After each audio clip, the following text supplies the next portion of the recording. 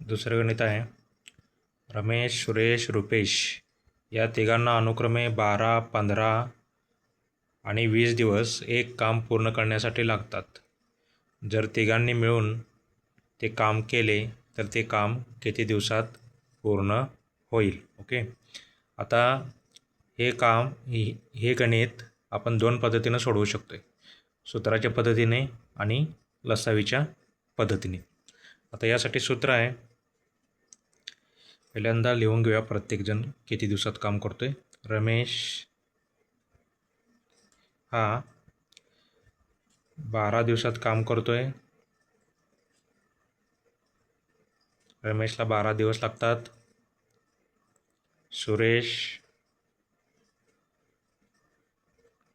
सुरेशला 15 दिवस लागतात. तर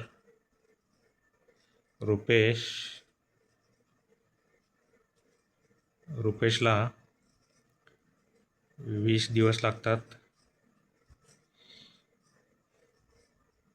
आता या तिघांनी जर एकत्र मिळून काम केले तर ते काम किती दिवसात पूर्ण होईल ते आपल्याला काढायचं आहे. म्हणजे सूत्र आहे,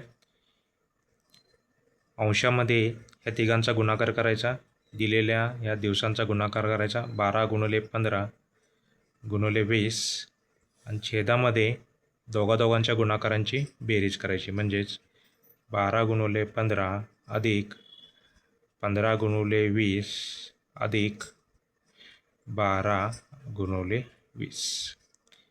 हे जर आपण सोडवलं तर अंशामध्ये पहिला आहे तसं घेऊया, 12 × 15 × 20 छेदामध्ये बघा किती येते, 12 × 15 15 × 30 3 15 × 15 आणि 3 18 180 अधिक 15 × 30 300 अधिक 12 × 24 240.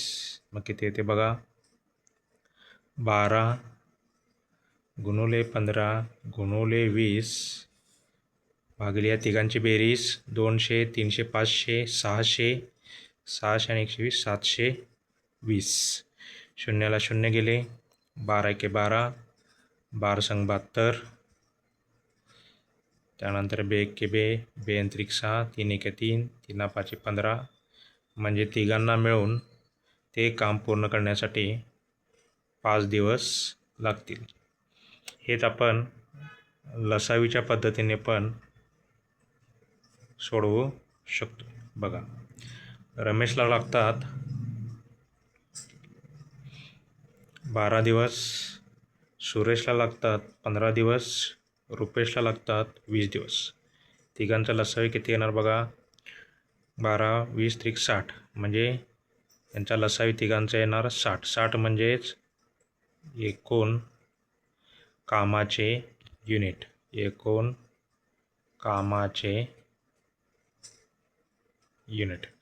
आता प्रत्येकजण एका दिवसात किती काम करतोय ते काढूया.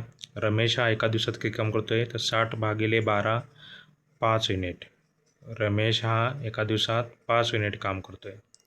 तर सुरेश हा एका दिवसात 60 भागिले 15 4 युनिट काम करतोय.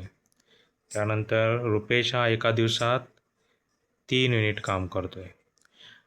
म्हणजे रमेश हा एका दिवसात 5 युनिट काम करतोय, सुरेश हा एका दिवसात 4 युनिट काम करतोय, त्यानंतर रुपेश हा एका दिवसात 3 युनिट काम करतोय. म्हणजे रमेश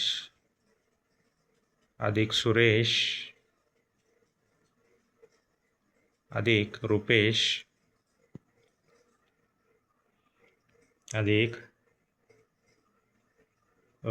हे एका दिवसामध्ये 5 अधिक 4 अधिक 3 9 आणि 3 12 युनिट काम हे एका दिवसात पूर्ण करतात. तर एकूण कामाचे युनिट आहेत 60 आणि एका दिवसात हे काम करतात 12. तर त्यांना 60 युनिट काम संपवायला किती दिवस लागतील, तर 60 भागिले 12 म्हणजेच 5 दिवस.